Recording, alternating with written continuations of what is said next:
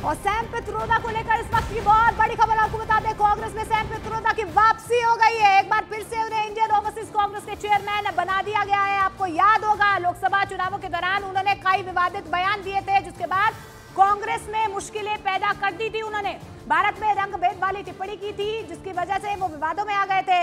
पित्रोदा की वापसी पर बीजेपी ने अब निशाना साधा है। बीजेपी की तरफ से कहा जा रहा है मिडिल क्लास को सताने वाला आ गया है फिर से। तो कौन है सैम पित्रोदा, जिनको लेकर पहले भी जबरदस्त बवाल हुआ था? ये पूरी की पूरी खबर क्या है, अब आपको जरा समझाने की कोशिश करते हैं। पहले आप ये जानिए कि इंडियन ओवरसीज कांग्रेस में सैम पित्रोदा की वापसी हो गई है और यही बवाल की सबसे बड़ी वजह है। फिर से इंडियन ओवरसीज कांग्रेस के अध्यक्ष यहां पर बनाए गए हैं सैम पित्रोदा। ये वही शख्स है, लोकसभा चुनाव के दौरान हटा दिया गया था सैम पित्रोदा को। आपको यह भी बता दें कि सैम पित्रोदा वही शख्स है जिन्होंने भारतीयों पर रंगभेदी टिप्पणी की थी और जबरदस्त विरोध का सामना इस पूरे मसले को लेकर कांग्रेस को करना पड़ा था। लेकिन इंडियन ओवरसीज में एक बार फिर से सैम पित्रोदा की वापसी हो गई है। लेकिन भारतीय जनता पार्टी इस पूरी खबर को लेकर एक बार फिर से कांग्रेस पर हो गई है हमलावर। तो सैम पित्रोदा का विवादों से पुराना नाता रहा है। कब कब उनके विवाद जो बढ़े हैं और बोल कब कब बिगड़े, रिपोर्ट देखिए। सैम पित्रोदा को एक बार फिर से इंडियन ओवरसीज कांग्रेस का अध्यक्ष बनाया गया है। कांग्रेस अध्यक्ष मल्लिकार्जुन खड़गे ने तुरंत प्रभाव से पित्रोदा की नियुक्ति को मंजूरी दी है। इसकी जानकारी कांग्रेस महासचिव केसी वेणुगोपाल ने दी। उन्हें पत्र जारी करते हुए बताया कि कांग्रेस अध्यक्ष ने सैम पित्रोदा को तत्काल प्रभाव से इंडियन ओवरसीज कांग्रेस का दोबारा अध्यक्ष बनाया जाता है। सैम पित्रोदा के इंडियन ओवरसीज कांग्रेस का चेयरमैन बनते ही सियासत गर्मा गई। बीजेपी नेता मनजिंदर सिंह सिरसा ने नियुक्ति के बहाने विपक्ष पर निशाना साधा। राहुल गांधी ने, कांग्रेस ने फिर से उस सैम पित्रोदा को, जिसने कभी ये कहा था कि 1984 हुआ तो हुआ, क्या बड़ी बात है, अगर सिख मारे गए तो मारे गए, उसको दोबारा से ओवरसीज का कांग्रेस का चेयरपर्सन बनाया। राहुल गांधी ने स्पष्ट किया है कि जैसे उनके पिता राजीव गांधी सिखों से नफरत करते थे और सिखों को अपना दुश्मन मानते थे, हजारों बेगुनाह सिखों को मारने वालों को उन्होंने इनाम दिया था, सज्जन कुमार, जगदीश टाइटलर और एचके भगत को पार्टी में बड़े स्थान दिए थे, राहुल गांधी भी आज वही काम कर रहे हैं, चाहे पंजाब के लोगों ने उनको बराबर के वोटें डाली हैं। लोकसभा चुनाव के दौरान सैम पित्रोदा ने अपने विवादास्पद बयानों के बाद इंडियन ओवरसीज कांग्रेस के अध्यक्ष पद से इस्तीफा दे दिया था। लोकसभा चुनाव के दौरान पित्रोदा के बयानों से कांग्रेस पार्टी के लिए कई मौकों पर मुश्किलें खड़ी हो गई थी। और अब दिल्ली के मुख्यमंत्री अरविंद केजरीवाल से जुड़ी हुई बड़ी खबर आपको बता दें। अरविंद केजरीवाल की मुश्किलें लगातार बढ़ती चली जा रही है। सबसे बड़ी खबर यह है कि अरविंद केजरीवाल की 3 दिन की रिमांड अब सीबीआई को मिल गई है। रोजाना 30-30 मिनट पत्नी और वकील से मुलाकात कर सकेंगे अरविंद केजरीवाल। दवाएं रखने और घर के खाने की भी इजाजत मिल गई है। अब 29 जून को अरविंद केजरीवाल की अगली पेशी होने वाली है। ये बहुत बड़ी खबर है। दवाएं रख सकेंगे, घर का खाना खा सकेंगे, क्योंकि उनकी तबियत भी, कल भी आपको याद होगा, ये खबर मिली कि अरविंद केजरीवाल की तबियत ठीक नहीं है। लेकिन अब सीबीआई को रिमांड मिल गई है केजरीवाल की।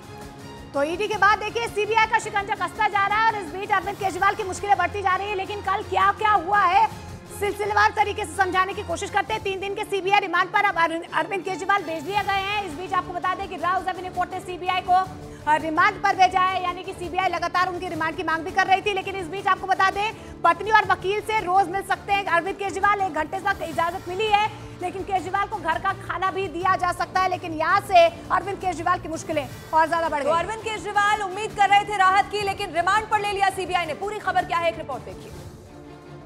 दिल्ली के मुख्यमंत्री अरविंद केजरीवाल को ट्रायल कोर्ट ने 3 दिन की सीबीआई कस्टडी में भेज दिया है। कोर्ट ने उन्हें इजाजत दी है कि वे रोजाना अपनी पत्नी से और 30 मिनट अपने वकील से मिल सकेंगे। इसके साथ केजरीवाल को घर का खाना भी दिया जा सकता है।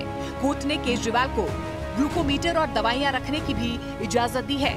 So CBI has demanded a police custody for Arvind Kejriwal for 5 days, and the court has allowed for 3 days. The court has allowed the meeting with the lawyer. The court has also allowed the meeting with the family member, which includes his wife, and court has also allowed homemade food.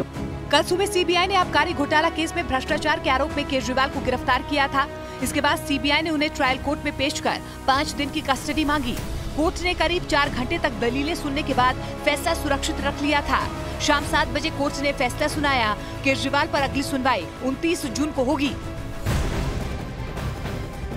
मामले को लेकर इस वक्त की बहुत बड़ी खबर सामने आ रही है। सीबीआई का एक्शन लगातार जारी है। आपको बता दें हजारीबाग के ओएसएस स्कूल के प्रिंसिपल से पूछताछ हुई है। इस पूरे मामले में 11 लोगों को हिरासत में भी लिया गया है, उनसे भी पूछताछ हो रही है। जानकारी भी मिल पा रही है कि 7 घंटे की पूछताछ हुई है प्रिंसिपल से हिरासत में। सीबीआई की 3 सदस्यीय टीम ने एहसान उल हक से यह पूछताछ की है। तो नीट पेपर लीक के कितने किरदार हैं, सीबीआई की जांच कहां तक पहुंची है, पूरी खबर निकलकर क्या सामने आ रही है, वो अब आपको समझाने की कोशिश करते हैं। खबर क्या है, सबसे पहले ये जानिए, नीट केस में सीबीआई की कई शहरों में ताबड़तोड़ इस वक्त छापेमारी चल रही है। हजारीबाग में ओएसएस स्कूल के प्रिंसिपल को हिरासत में ले लिया गया है और पूछताछ अब की जा रही है। करीब 7 घंटे प्रिंसिपल से सीबीआई ने पूछताछ की है। बहुत सारे ऐसे सवाल जिनके जवाब तलाशने की इस वक्त कोशिश कर रही है सीबीआई। पेपर लीक केस में संदेह के घेरे में ओएसएस स्कूल पहले से ही है, क्योंकि यहाँ पर प्रिंसिपल, वाइस प्रिंसिपल को बड़ी जिम्मेदारी दी गई थी। तो यही सवाल सीबीआई का था कि क्या इनकी इजाजत के बगैर या इनके यहाँ पर मालूम हुए बगैर ये पेपर लीक हो सकता है, और इसीलिए सीबीआई की इन्वेस्टिगेशन चल रही है। तो नीट मामले में ओएसएस स्कूल के प्रिंसिपल की क्या कुछ भूमिका है, रिपोर्ट देखिए। नीट पेपर लीक मामले में सीबीआई की दिल्ली से लेकर पटना और झारखंड तक छापेमारी जारी है। कल हजारीबाग में ओएसएस स्कूल के प्रिंसिपल एहसान उल हक को सीबीआई की टीम कड़ी पूछताछ के बाद अपने साथ ले गई है। करीब 7 घंटे तक एहसान उल हक से पेपर से जुड़े तमाम सवालों के जवाब पूछे गए, लेकिन शक के आधार पर सीबीआई ने उन्हें हिरासत में ले लिया। हिरासत से पहले स्कूल के प्रिंसिपल एहसान उल हक ने न्यूज़ 18 से बातचीत की थी। इस दौरान उन्होंने परीक्षा सेंटर में किसी भी तरह की गड़बड़ी नहीं होने का दावा किया था। हम लोग बहुत पुराने टाइम से, लंबे टाइम से एग्जाम्स कंडक्ट करवा रहे हैं। हम लोग बहुत एक्सपीरियंस है, और साथ में मैं तो सिटी कोऑर्डिनेटर भी यहाँ पे हूँ। तो बताया कि सारे एसओपीज को फॉलो किया गया, और जो एग्जाम का प्रोसेस है वो सारे प्रोसेस पे हुआ। सीबीआई की टीम ने ओएसएस स्कूल के कर्मचारियों से भी पूछताछ की और परीक्षा के दिन के बारे में काफी कुछ जानकारी जुटाई।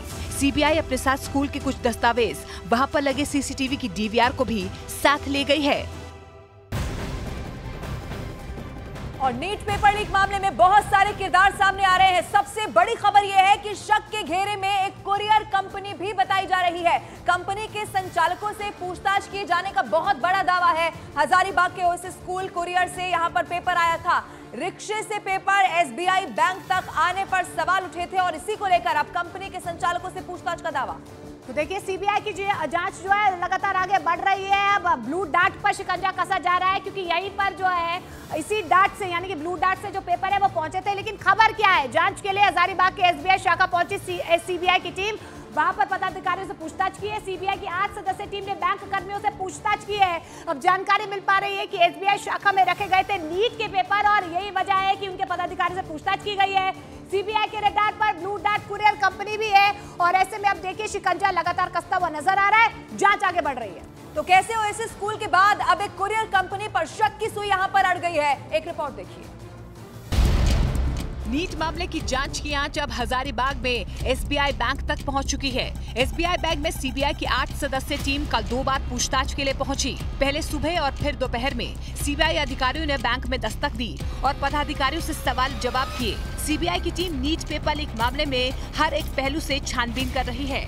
नीट क्वेश्चन पेपर लीक मामले में जो हजारीबाग का नाम सामने आ रहा था, आज पूरा दिन सीबीआई की जो कार्रवाई है वो हजारीबाग में देखने को मिला है। जहाँ पे जो सीबीआई की टीम ठहरी हुई है, वहाँ पे उनके साथ जो है पूछताछ भी की जा सकती है। लेकिन अब देखना यह होगा कि आगे की क्या कुछ कार्रवाई होती है और हजारीबाग से क्या कुछ और भी तथ्य सामने आ पाते हैं। एक तरफ हजारीबाग के अलग अलग जगहों पर सीबीआई की पूछताछ चल रही है, तो वहीं दूसरी तरफ जांच के रडार में आए कोरियर कंपनी भी अब आ गई है। कल सुबह से कोरियर कंपनी का ऑफिस बंद है। खबर यह है कि कंपनी के संचालकों के साथ गुप्त जगह पर सीबीआई पूछताछ कर रही है, क्योंकि नीट का पेपर ब्लू डार्ट कोरियर किया गया था और इसमें लापरवाही बरतने का दावा किया जा रहा है।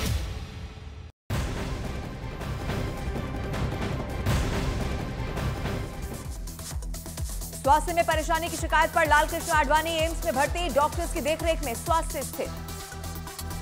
18वीं लोकसभा में आज संसद में राष्ट्रपति द्रौपदी मुर्मू देंगे अभिभाषण। नई सरकार का रोड मैप पेश करेंगे राष्ट्रपति। नेता विपक्ष बनने के बाद राहुल गांधी ने एक वीडियो जारी कर कहा, विपक्ष का नेता सिर्फ एक पद नहीं, ये आपकी आवाज बनकर आपके हितों और अधिकारों की लड़ाई लड़ने की बहुत बड़ी जिम्मेदारी। कांग्रेस ने सैम पित्रोदा को फिर से बनाया इंडियन ओवरसीज कांग्रेस का चेयरमैन। चुनाव के दौरान भारत की विविधता पर दिया था विवादित बयान।